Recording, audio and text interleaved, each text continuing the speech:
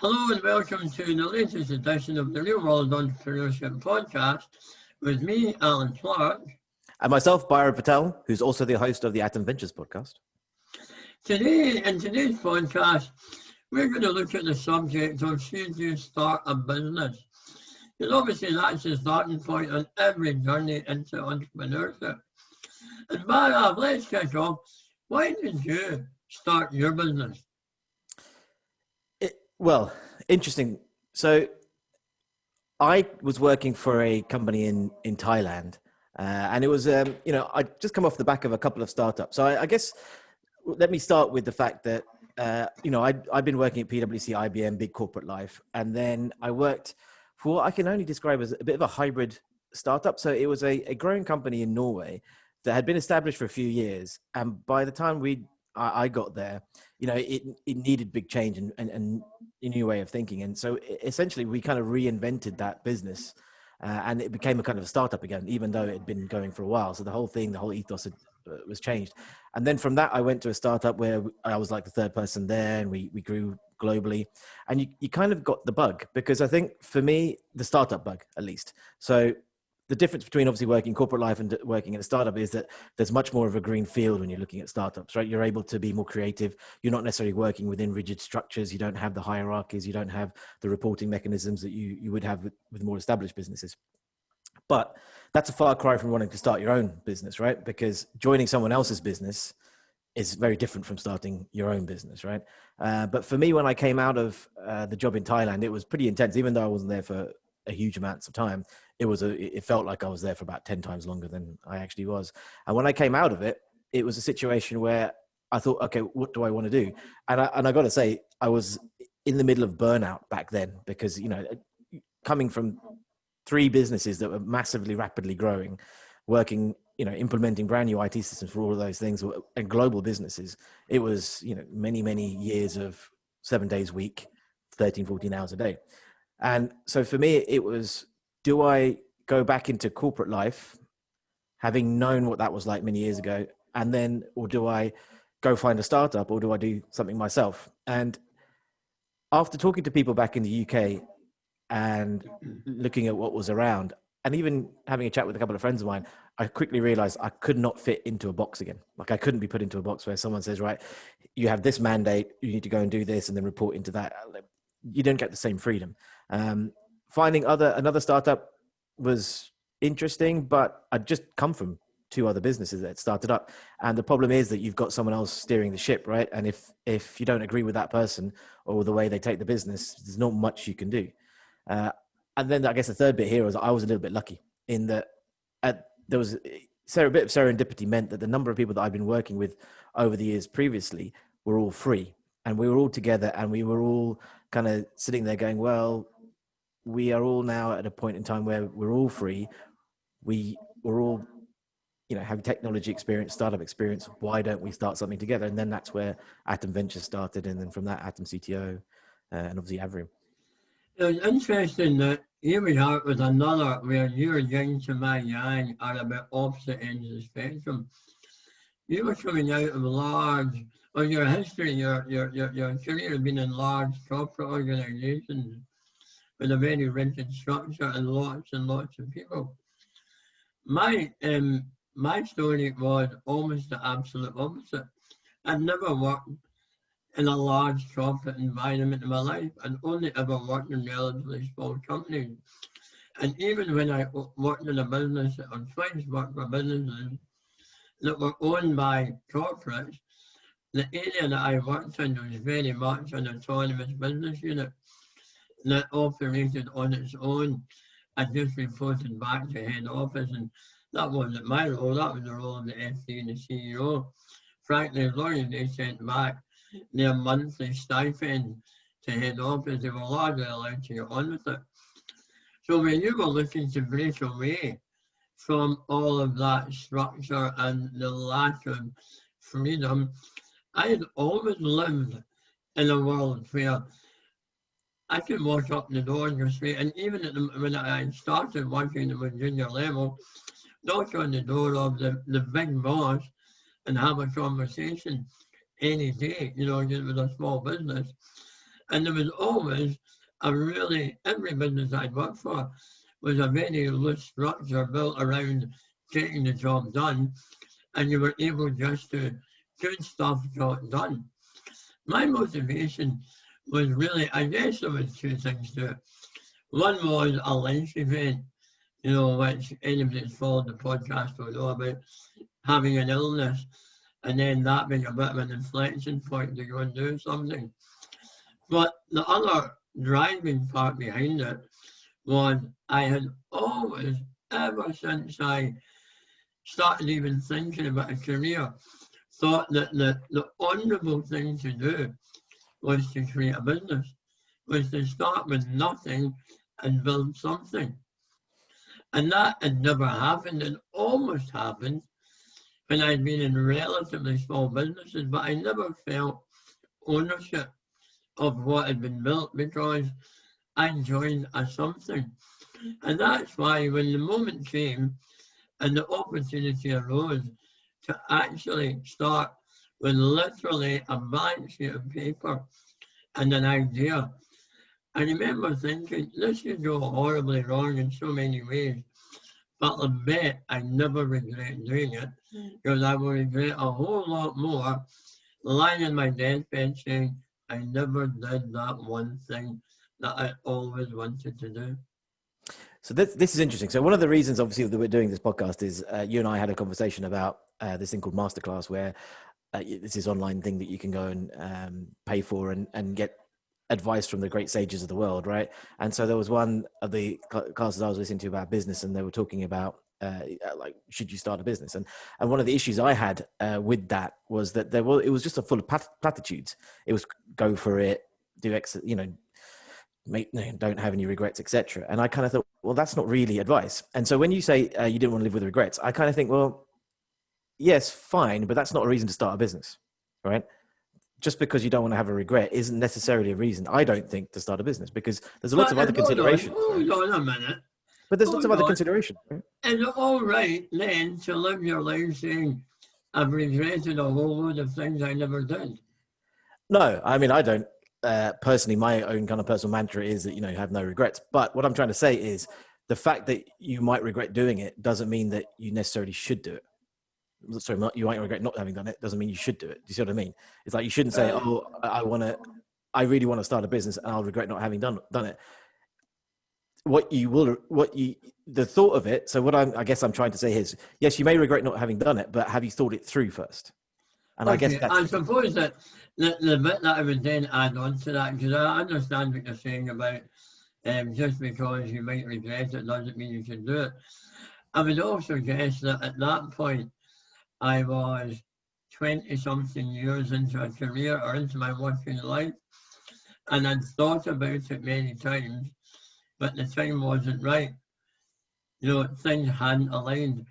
But here I was now at a point where actually the reasons for not doing it were minimal, and the reasons for doing it were overwhelming, and really important of all, absolutely. And before this podcast, I had a little look around the internet on, advice on should people start a business, and there was a great article I read that really now all these pros of starting a business that were platitudes, and all the cons that were platitudes, and then it finished with one sentence, and it said, before you start a business, make sure you have what every successful business needs: a good idea and a market. And maybe that was the moment that I decided to do it, because I thought the idea was actually really good. I'd been quite a cautious person. I had already worked in this area, and I had lived the opportunity, and I had also lived the market. And that was the moment where I guess for me it was, this is the one to do. All right. So this is where I want to get into us being able to give real practical advice, right? So you said that everything was in alignment when you started it, and that was the idea in the market. So those are two things. But what else was there? Because if I give you my example, obviously I had the experience of scaling businesses, working in different parts of the world.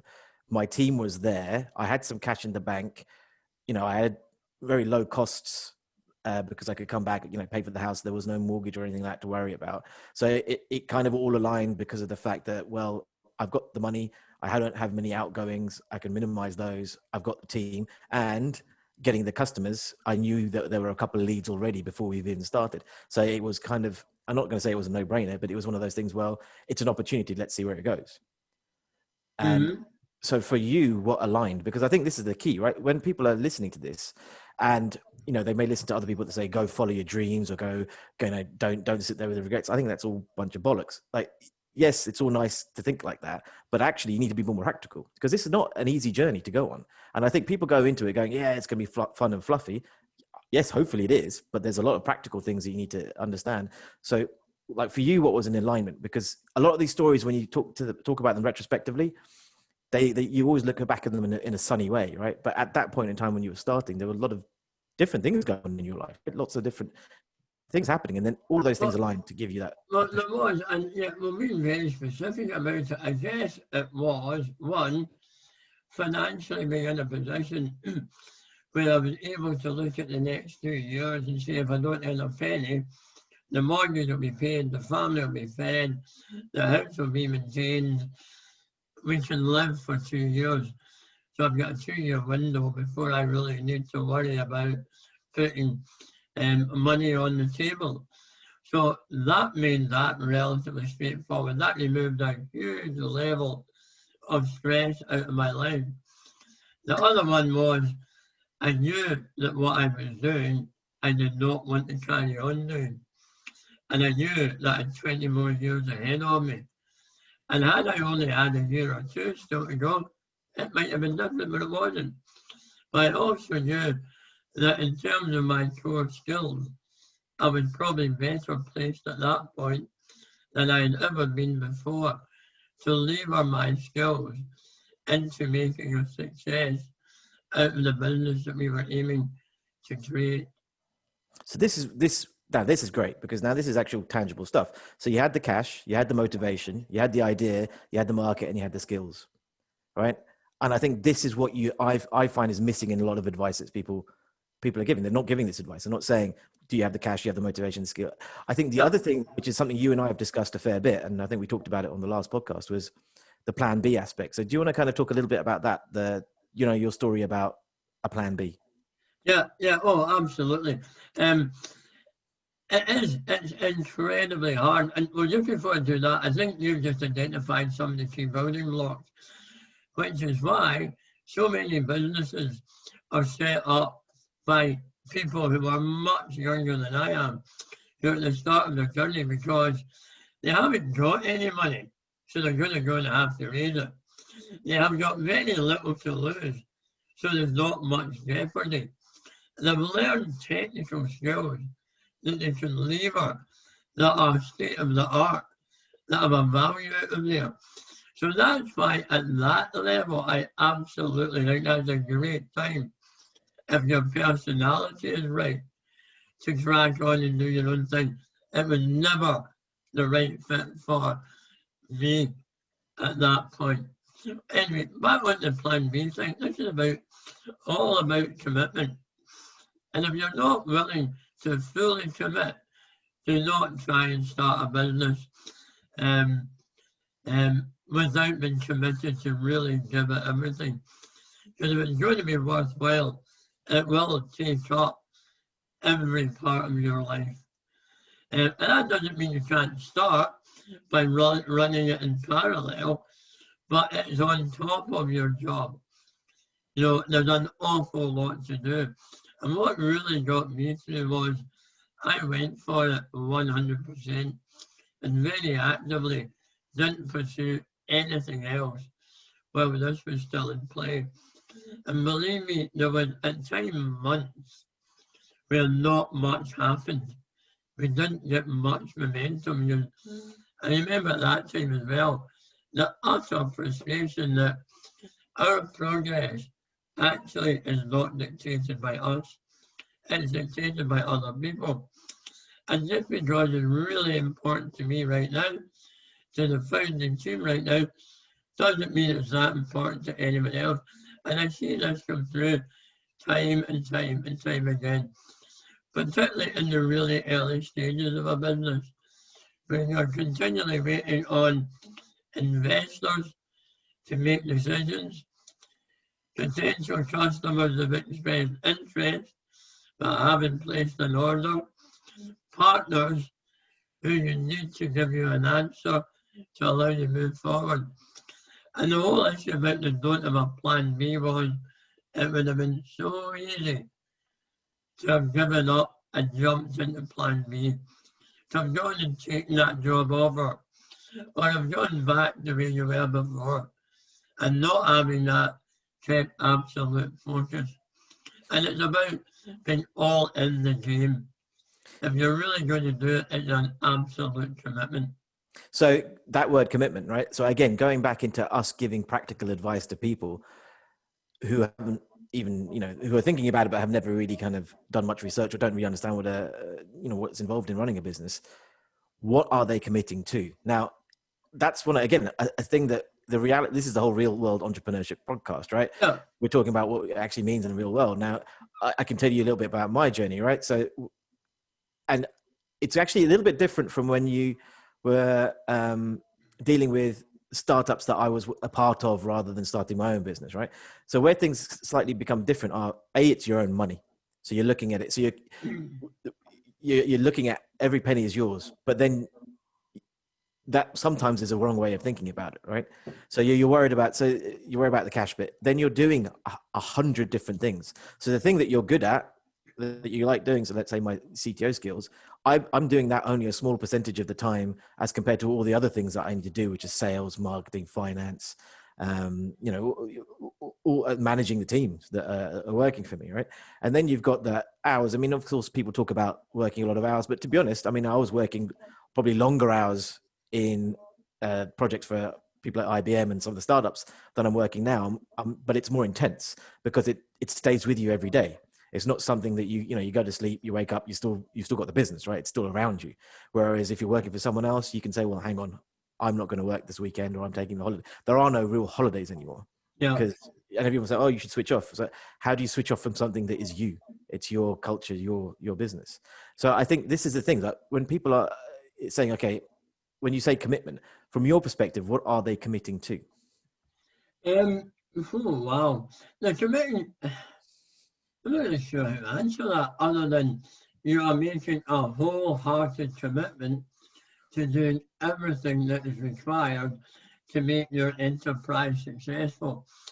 And you probably, unless you've done it more than once before, you don't know half of what you're actually committing to. You'll only learn it as you go through that journey. But if you think what you understand at the beginning is all you can manage, you're not ready to start a business. If you've gotten to a point where you're willing and able to say, look, I know some stuff, but there is so much more I'm going to have to do, and there won't be somebody to delegate it to, then you're maybe ready to do it. I think this reflects back on a sort of issue around the totality of committing into starting a business, where it really is heart and soul and everything that's required to make it work. I think so. So what's interesting, I've been taking notes while you're talking, right? I think, as you say, it's hard to define what you're committed to, because I think it's actually, that is what you're committing to. You're committing to the unknown, right? The big thing that you're committing to is something that, you, as you said before, you cannot control or predict, because no matter how well you think you know the market, no matter how well you think your idea is going to be received, actually, once it's out there, the public will decide, right? Whether it's the businesses or the customer, consumers, they'll decide, and they'll move at their own pace. Even though you might want to flood lots of marketing, et cetera, they still may not want to buy at the speed that you want them to buy. So there's that uncertainty that you're committing to as well. But also from a personal level, right? You're committing to self-doubt. You may be the most confident human being on the planet in your own job, but you're going to start committing to self-doubt, because if things don't go your way, what are you going to do? My little anecdote about that, the chap who we jointly really created Team Rock, I remember sitting in the airport and looking on our way back up from having signed the deal to buy the magazine portfolio for 10 point whatever it was million, and having simultaneously in the same building at the same time signed our investment agreement to fund that, and sitting at the airport having done that and reflecting on the journey. I shared a little secret with them, which was that my wife had asked me about 6 or 9 months earlier, when's enough? When did you give up on this ever happening? And I said to her, and I told him for the very first time that day after it happened, I said, I'll give up about 1 minute after Billy gives up. Yeah. And until he gives up first, I won't. And that might have been stupidity or stubbornness or whatever.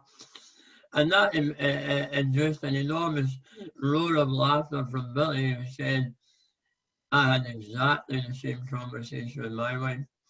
If you had said to me, I've had enough 6 months ago, I would have wrapped it then. And that isn't much about that plan B as anything else, but also about that you've just got to have absolute faith and commitment into it. And that leads through to, even just creating your business isn't it.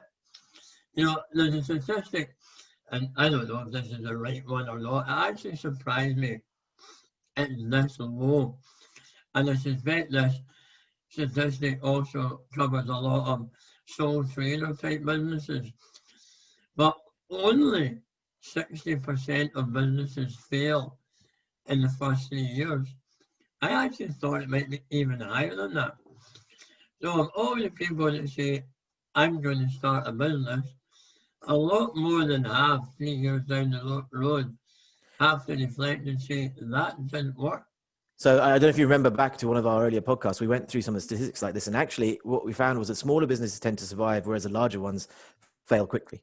Yeah. So the smaller businesses tend to survive a bit longer. But just going to that, you touched on a point which I think is very, very interesting, because obviously you had your partner Billy, and Yeah. you work with a number of small businesses in Scotland at the moment. So from your experience and what you can see in front of you, if you're thinking of starting a business, how important is it to have an additional partner with you that's on that journey? What is the difference that you see between the solopreneurs and the entrepreneurs that have it like one or two people? Both can work, but the solopreneurs have such a harder time of it because they have only themselves to rely on. When partners are working in a business, when there's more than one person, they have got somebody to drag them up in the good days and arguably pull them down in the manic days as well. So it is so much easier, and it's all possible to create a business with at least one other person. And that might not necessarily mean that that person is fully in the business as an equal partner in creating the business and running the business. It may be, that role could be a mentor, or, and I don't want to call it a non-exec, because that's awfully grand in a startup, but someone who has put a commitment into the journey with you. They may not be as all invested as you are, but it can be a sounding board, it can be another point of view, it can be a bit of advice or access to another network that you don't have access to. No, I 100% agree with that. I think the sounding board is great. And I mean, I was quite lucky, and obviously in that I had partners, but I also had people who were more experienced than me in running businesses that I could talk to if there was something going on. And I find that was quite interesting when I get stuff coming through LinkedIn where people say, "Oh, do you need advice?" Well, look at my connections. I've got people there I can speak to. But I think what I have found is that having the partners there has been helping. It helps me. If I have a crazy idea, I can put it in front of someone and someone goes, "That's crazy," or "That's genius," right? But also it's that situation where if I feel that I'm lagging because I've been working like crazy for a number of days or weeks, I can just say to someone, "Look, can you take this bit over?" and I need a break, so I'm going to take a day off, or I'm going to take an afternoon off. And then you feel a little less guilty, because that's the problem when you're by yourself, right? Every day you're taking off, you feel kind of guilty that you're not working. And I think that's the important piece. Well, this leads into another point that I wanted to raise with you, which is about the reality check of the Hollywood view of what being an entrepreneur is. And the story goes something along the lines of, I've got an idea. I go and meet a venture capitalist. They give me £1 million. I go and hire some brilliant people, and I tell them what to do, kind of, and they do it. And then I go and get 10 million and put 1 million in my own pocket, and then buy a bunch of more people. And all of a sudden, I'm sitting in my big house in Beverly Hills with loads of money and Ferraris, telling people what to do and count the money coming in. It's not like that. No, and I can, It's not like that at all. I mean, you work with communities in Scotland. I work with the communities down in London, places like Richmond, Croydon. These guys, it's a graft every day, right? The money it's reprehensible how little money flows to small businesses. To be honest, the biggest investor in my business right now is Rishi, good old Mr. Sunak, right? Because of the bounce back loans. But it's just criminal how little support small businesses get out there from the larger whales. Which is part of that mindset or asset set of the individuals who are ready to start a business. You either have to be willing to do it on fresh air and fumes, or, as arguably you and I was by no means wealthy. No, nothing like it. But in a couple of years when I knew that the money was in the bank, so I didn't have to have the stress of, as I mentioned earlier on, about it doesn't happen at your pace. If I had been saying, I'm going to make a mortgage payment this month, but there's no money coming in, that would have been intolerable. But thankfully I wasn't in that position. I will tell you a little story and not tell anybody this. By the time that we got to launching Team Rock, and with the best one were one of the joys there, because we were funded by a London venture capital company, I went from no income to a very healthy salary overnight. But in the month prior to that, I had to look at my kids' savings for a bit of cash flow, because all the money was gone. Did you smash the piggy bank? Metaphorically. Yeah. And then I put it all back together with glue, and until this moment, they don't know. Well, So I really hope they don't watch our podcast.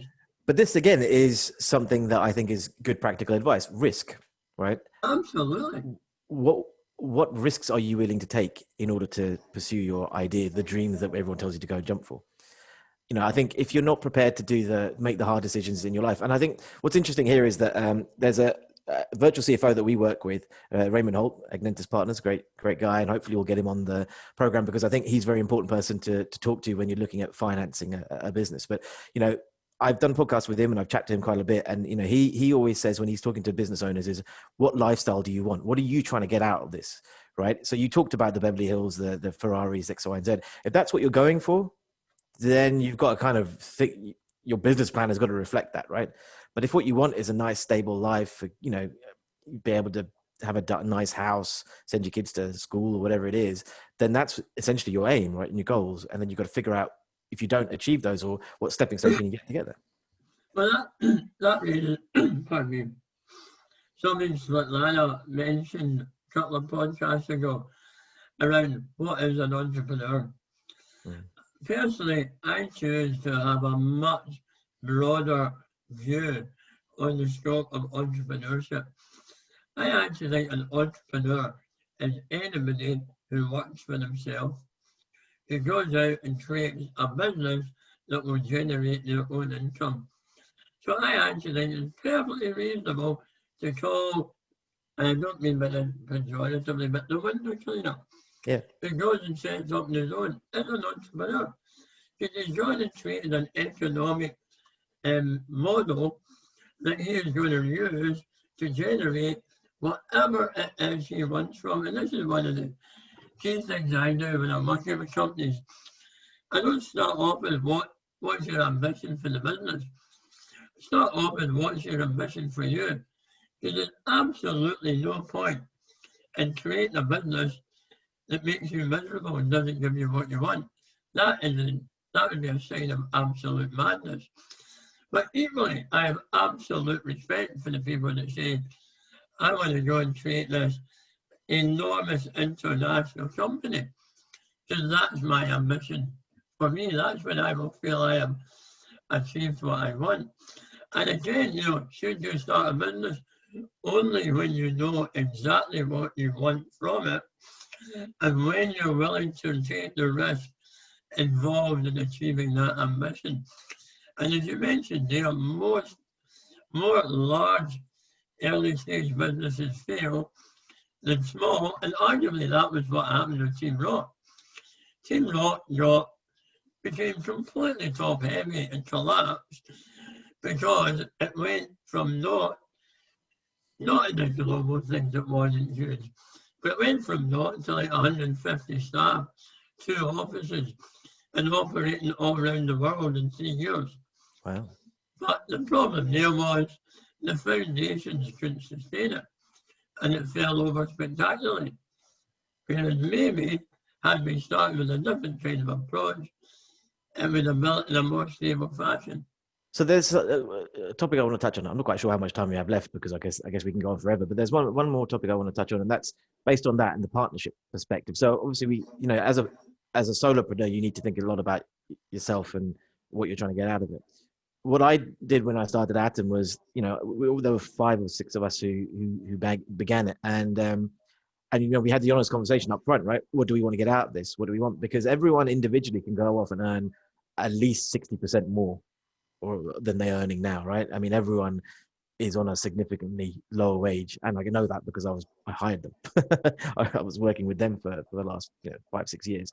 So if we all wanted it, if we're all in it for the money, then we're not achieving that goal at the moment. But everyone, when we went through that conversation, every single person had a lifestyle goal, right? It was to travel more, see more of the world, and be able to work. It was to work with good people, not to be constrained by lots of rules and regulations. Of course we've got rules and regulations, but the point is not to be constrained, and so that I think created a culture in itself, right? Because everyone understood what everyone else's values were and what they wanted out of it. And I think the one thing then to also just to kind of mention is that very, very early on, and I don't know if you did this, I don't know if you did either of these things, but what I did was say, look, we're all friends now. We've worked together for many years, but we may not be friends later. So let's create the framework for if things go wrong, or if someone wants to leave, or someone, because I've seen businesses, and anyone who listens to this will probably know who I'm talking about. But I've husband and wife company became very, very successful. Wife had an affair, managed to bring her lover on the board, and they ousted the husband, and lost lots of money, and that's the thing. These are real life stories that can happen, but he didn't have a game plan of what would happen if things went wrong, right? Well, with the best will in the world, my story is that Billy, he and I, there was 4 of us really involved in setting it up, but 2 of them were doing other things, and Billy and I were unencumbered. So we drove it, I'll never forget, you talk about the glamour of setting up a business and being an entrepreneur. I remember he and I had been in London for a meeting when we were entirely self-financed and the money was really low. And frankly, we were in a dog's house somewhere in a twin room that was a double bed. And I remember lying in it thinking, how have I got to this point in life where this is what I'm actually doing? And it was like, for those of you that remember the Morecambe and Wise, it was like these 2 middle-aged men sitting up in bed, and we were hooting ourselves up and such a laugh at, we'll remember this in the good days when it all works out. Well, it didn't work out, and I haven't spoken to him really since it ended. Wow. Because, that was just a price of what happened. Yeah. And, Bhairav and I have made a pact that we are going to try and keep these to 30 minutes. but we could go on for hours or days. I think that's probably about as much as we can squeeze in for this episode. So hope you find that illuminating, and very much as Bhairav said, as we go forward, there's going to be a real emphasis on sharing a point of view with those who listen into the podcast that might actually help you make decisions about how you move forward. So thanks very much for listening to this episode. It's goodbye from me. And it's goodbye from me. I keep getting that wrong for some reason. And we'll see you on the next episode of the Real World Entrepreneurship Podcast and the Atom Ventures Podcast. Thanks a lot, guys.